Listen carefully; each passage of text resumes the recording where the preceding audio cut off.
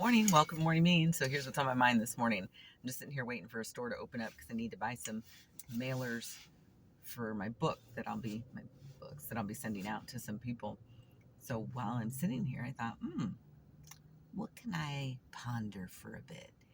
And then it hit me. What is one thing that just about anybody can do in order to bridge a gap between themselves and someone else? There's probably a few things, but what came to mind for me was learning another language. That could be a great way to bridge a gap between two people. Smiling is a fabulous one. And that goes along with my video that I posted the other day about greeting people. But another thing we can do is learning another language. And so I've looked at this a few times, and there's lots of different lists that you can find if you just Google what are the easiest languages for a native English speaker to learn. And so I did that this morning again, just so I could share it with you. And so 6 of the easiest languages for you or I to learn if English is our first language would be Dutch, Spanish, Portuguese, Italian, French, and German. Now I've seen on another list maybe Norwegian and some other things, but these are just 6. Now this one I got from fluentforever.com. Sometimes I've looked it up with the state, but I can't remember how I got that information. And it's similar, but it's based on the number of hours you would need in order to get to a certain level of fluency. So those 6 languages are some of the easiest languages for a native English speaker to begin to learn. And you could start with something simple like Duolingo, right? That's a great app. That's a really useful app. One of the ones that I used to use is Busuu. I think it's Bussuu. But there's all sorts of apps out there that you can use to start practicing and learning a language. On my Duolingo app, I've got, every now and again I'm looking at Spanish, Portuguese, Swahili, just because I thought that'd be interesting. Because learning another language, in order to do it, you really need to be motivated to want to learn that language and spend the time to learn that language. So I think that's the number one thing you can do, or at least one thing we could all do is start to pick up another language, especially considering where we're living. This is the United States. As you know, we have a lot of people from other countries here. So there's a lot of opportunity to pick up different languages. There's opportunity to learn hybrids of a language, where they smash together and now you've got both working. So there's so much opportunity to do that. For example, in the community where we live or that we're near, there are just a lot of Spanish speakers. And yet I know very little Spanish. It just hasn't been a language I wanted to learn. And honestly, okay, I'm going to be honest about this. Here's the reason why. It's because when people look at me, they automatically assume that I know Spanish, and then I get annoyed. That's just, I know it's petty, it's stupid, but that's what it is. But I made up my mind just the other day that I'm going to start learning Spanish. I mean, like actually learn it.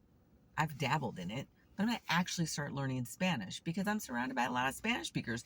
Why not learn Spanish? And it's not a difficult language for native English speakers to learn.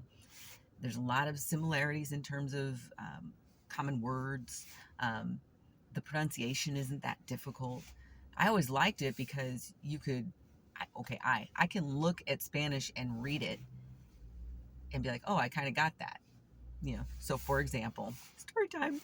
I substitute teach, and there was a time where I was subbing at a local, I think it was the junior high school, it might have been the middle school, I can't remember. But anyway, so I'm subbing, but I was subbing for a class where everybody is Spanish speaking, or they're trying to learn Spanish, because sometimes parents will put their English speaking kid into the class so that they can work on their Spanish. And that was the case in this particular circumstance. I think there were 1 or 2 students who were in that category. But anyway, so I get in there and I'm the substitute teacher and I don't speak Spanish. I don't know Spanish, right? Very little, actually. And the kids knew that. But we're sitting there and they were looking at something online that their teacher wanted them to do. And I read it out loud and they all looked at me like, how in the world did you do that? I'm like, well, it's not that hard to pronounce, first of all. I said, but let me go a step further. Then I translated what I was reading and they were shocked. And I'm like, how? But you said you don't know Spanish. I said, but I do know some French. I do know French. And so my combination of English and French, the background in those two things, really helped me figure out what the Spanish was telling me. And then it's contextual, right? I knew that it had to do with a certain thing that we were doing or that they had to do. And so I could bring that to the table and go, okay, I think this is probably about this. And then the students verified everything that I was saying, but they were shocked. But the more languages we know or that we learn or that we even dabble in, the easier it is to communicate with people. Another story. When I was in high school, I worked for a man who was from Paris. He and his family had immigrated to the United States, and he decided to open up a teen dance club. And that's where I worked. And so I was going to be going to, at the end of the year, for summer, I was going to be going, spending some time in France. And so I asked him, I'm like, what should I do? I mean, you always hear that they're rude, right? That French people are rude. And I said, what should I do? And he said, just try. Just try to speak. If you try to speak, people will respect that. The French people will respect that. And that's what I did. First trip. That's what I did. I tried to speak. I had already been learning French ever since I was little. So I tried to speak and I tried to communicate with people when I was there. Fast forward, the next time I went to France, went on another trip, and I found myself in a situation where I was actually translating for some Greek fans. There was a big soccer match going on, football going on, and we were staying in some hotel that they closed down the bar because they knew how rowdy people would get as a result of these games and everything. And so they wanted to make sure the bar was closed when the fans came back. And so that's all closed off. And the young man that was working behind the desk, he really wasn't working behind the desk, but he was the only one who had answers for people, sort of, but also only in French.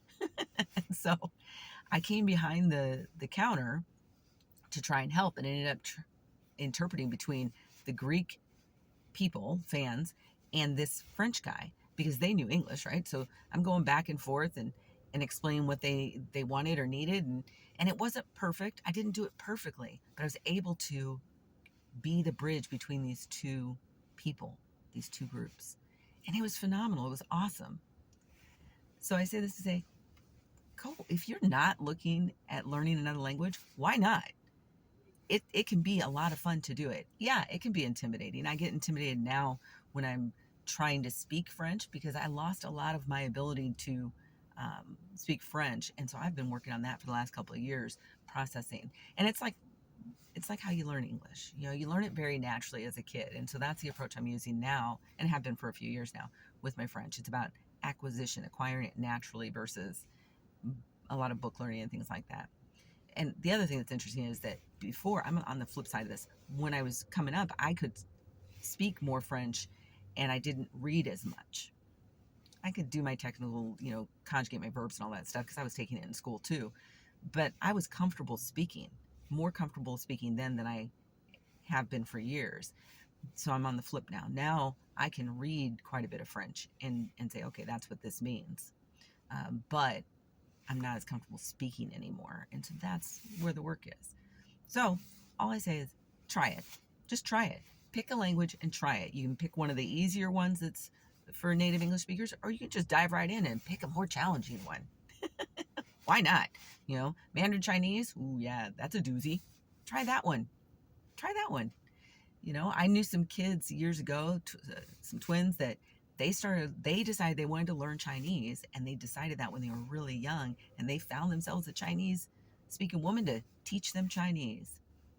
That's what they wanted to do. And they were getting pretty good at it, quite frankly.